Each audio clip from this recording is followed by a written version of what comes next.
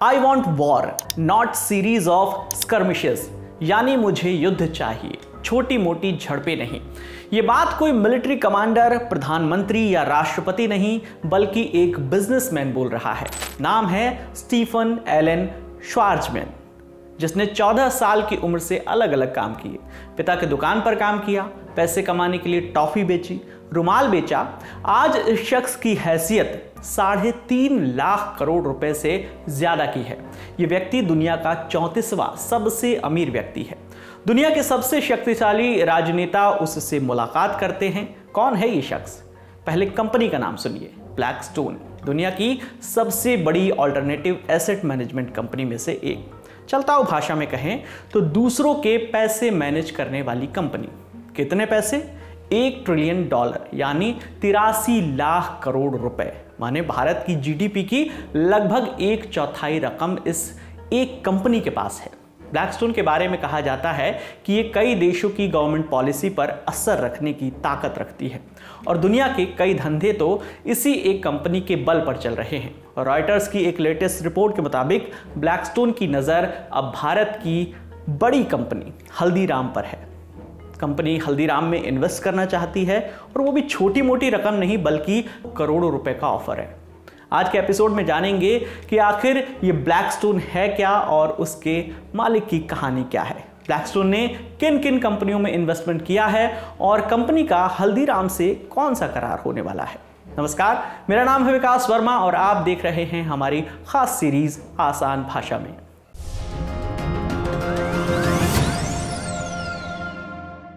Blackstone के मालिक का नाम है स्टीफन एलन श्वार्ज़मैन, जिसके बारे में हमने एकदम शुरुआत में बताया था। कहानी को थोड़ा सा फास्ट फॉरवर्ड करते हैं। जो स्टीफन कभी रुमाल बेच रहा था, वो अब हार्वर्ड ग्रेजुएट है। वो कॉलेज जिसके लिए कहा जाता है कि इसके सारे रास्ते वॉल स्ट्रीट जाते हैं। वॉल स्ट्रीट अमेरिका की स्टॉक एक्सचेंज कंपनी का एड्रेस है। स्टीफन ने यहां पर इन्वेस्टमेंट बैंकर के तौर पर काम शुरू किया। एक किस्सा है 70 के दशक का। एक बार स्टीफन एलन जो है वो एक इन्वेस्टमेंट बैंकिंग कंपनी में इंटरव्यू देने पहुंचे। कंपनी की तरफ से उन्हें तब $10,000 सैलरी की जो है वो ऑफर की गई।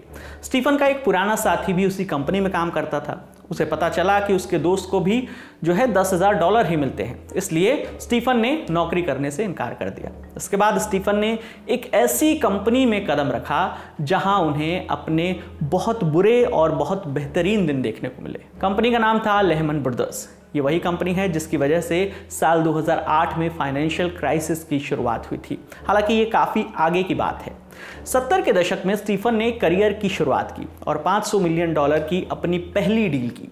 ये डील जूस बनाने वाली कंपनी ट्रॉपिकाना के साथ हुई थी। इसके बाद स्टीफन ने एक बार लेहमन ब्रदर्स को डूबने से भी बचाया। बात है साल 1984 की। लेहमन ब्रदर्स जो है वो घाटे में चल रही थी, दिवालिया होने की नौबत आ गई थी। तब स्टीफन ने अमेरिकन एक्सप्रेस के साथ मिलकर एक डील की जिसने लेहमन ब्रदर्स को बचा लिया। इस डील ने स्टीफन की साख में और भी इजाफा कर दिया। साल 1985 में स्टीफन ने नौकरी छोड़ दी और अपना खुद का बिजनेस शुरू किया। अपने खास मित्र पीट पीटरसन के साथ मिलकर उन्होंने ब्लैकस्टोन की नींव रखी। ब्लैकस्टोन की शुरुआत एक एडवाइजरी कंपनी के तौर पर हुई। ये कंपनियों को खरीदने और बेचने की डील सुझाया करती थी, माने किस कंपनी में हिस्सेदारी खरीदनी चाहिए, किस में बेच देनी चाहिए, ये एडवाइस देने का काम ब्लैकस्टोन का था। कॉर्पोरेट जगत में हिस्सेदारी खरीदने और बेचने की डील्स को समझना बड़ा पेचीदा काम है। ये काम तब और पेचीदा हो जाता है जब कॉर्पोरेट कंपनी के पास हिस्सेदारी खरीदने या बेचने के कई ऑफर्स हों। ऐसे में कौन सा ऑफर सबसे अच्छा है उसे समझने के लिए एक फाइनेंशियल एडवाइजर की ज़रूरत होती है।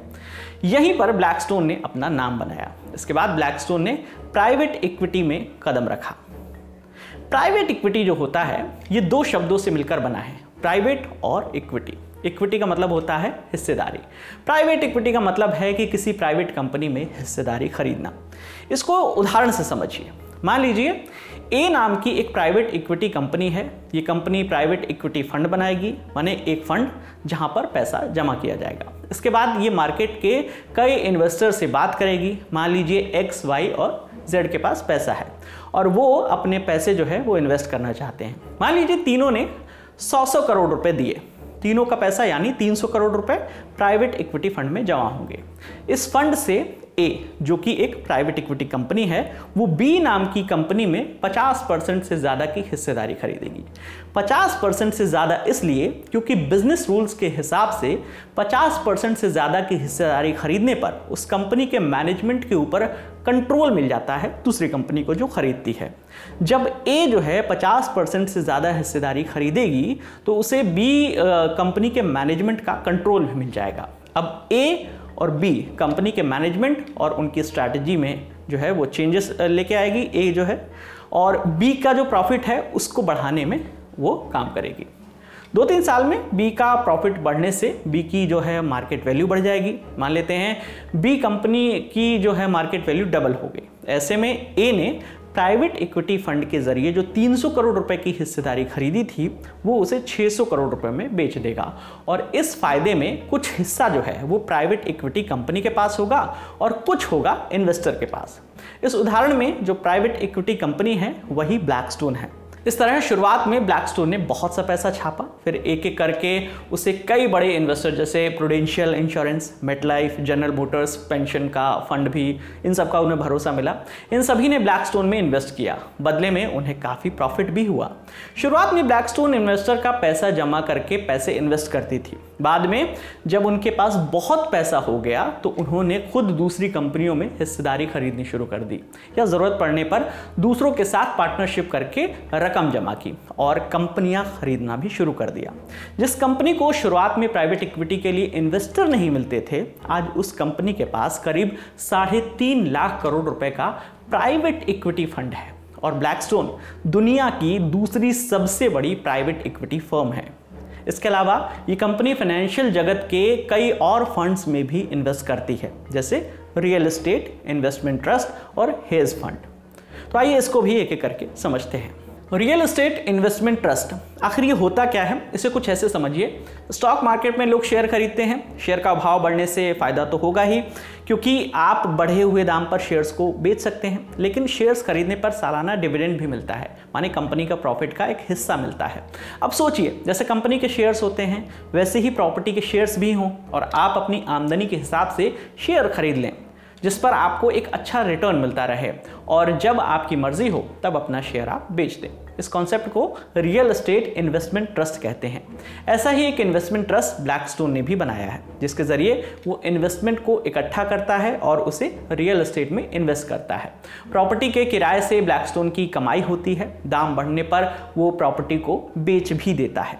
लेकिन यहीं से जुड़ती है ब्लैकस्टोन के साथ एक कंट्रोवर्सी। द गार्डियन की एक रिपोर्ट के मुताबिक ब्लैकस्टोन दुनिया का सबसे बड़ा कमर्शियल लैंडलॉर्ड है, यानी मकान मालिक। असल में रियल एस्टेट में उस प्रॉपर्टी में इन्वेस्ट किया जाता है जिसमें प्रॉफिट ज़्यादा हो, जैसे वेयर हाउस हो गया, कमर्शियल बिल्डिंग हो गई। लेकिन ब्लैकस्टोन का बड़ा फोकस जो है वो घरों पर है। वो घरों को खरीदना, उसे रेंट पर चढ़ा देना। ये स्वाभाविक बात है कि इसमें कमाई का सबसे बड़ा जरिया रेंट होगा, यानी प्रॉफिट बढ़ाना है तो रेंट बढ़ा दो। द गार्डियन की इस रिपोर्ट में इस बात का जिक्र है कि ब्लैकस्टोन के किराएदारों ने किराया बढ़ने की शिकायत की। साल 2019 में संयुक्त राष्ट्र की एक रिपोर्ट ने भी रेंट बढ़ने का अंदेशा जताया था। द गार्डियन की इसी रिपोर्ट में एक और बात का जिक्र है। इस रिपोर्ट के मुताबिक साल 2016 में ब्लैकस्टोन ने स्वीडन की सबसे बड़ी रियल एस्टेट कंपनी को भी खरीद लिया था। मकान मालिक की जिम्मेदारी होती है कि वो घरों की जो क्वालिटी है उसको अच्छा रखे, जिससे किराएदारों को समस्या ना हो। लेकिन यहाँ कंपनी ने जिन घरों को खरीदा था उनकी हालत पहले के मुकाबले खराब हो गई थी। स्वीडन की यूनियन ने इसकी कई बार शिकायत भी की। स्वीडन के सांसद ओला मॉलर ने ब्लैकस्टोन पर एक बड़ी टिप्पणी की। उन्होंने कहा कि Blackstone came in, raise the rent, took the money and got the hell out of here. यानी ब्लैकस्टोन आई, यहाँ आकर किराया बढ़ाया, पैसे कमाए और चली गई। इसके अलावा कंपनी के ऊपर चाइल्ड लेबर के आरोप भी लगे हैं। असल में ब्लैकस्टोन ने एक कंपनी खरीदी थी, पैकर्स सैनिटेशन सर्विसेज। ये कंपनी अमेरिका में स्लॉटर हाउस साफ करने का काम करती है। इस कंपनी के ऊपर चाइल्ड लेबर के आरोप लगे। अमेरिका के डिपार्टमेंट ऑफ लेबर की जांच में ये सामने आया कि इस कंपनी ने 100 से ज़्यादा बच्चों को स्लॉटर हाउस साफ करने के काम में लगाया था, जिसके लिए पैकर सैनिटेशन सर्विसेज पर 12 लाख रुपए से ज़्यादा का जुर्माना लगाया गया। ब्लैकस्टोन का ज़्यादातर बिजनेस जो है वो अमेरिका और यूरोप तक ही सीमित है, लेकिन हालिया कुछ सालों में ब्लैकस्टोन ने भारत में इन्वेस्टमेंट शुरू किया है। ये कंपनी भारत में करीब 4 लाख करोड़ से ज़्यादा के एसेट्स को मैनेज करता है। ज़्यादातर पैसा जो है इसने रियल एस्टेट में इन्वेस्ट किया है। लगातार ब्लैकस्टोन भारत में इन्वेस्ट करने के मौके देख रही है। इसी कोशिश में उसने हल्दीराम को भी ऑफर दिया है। बहरहाल आज का एपिसोड यहीं तक। ये स्टोरी लिखी थी हमारे साथी आकाश ने। देखते रहिए द लल्लड़ टॉक। शुक्रिया।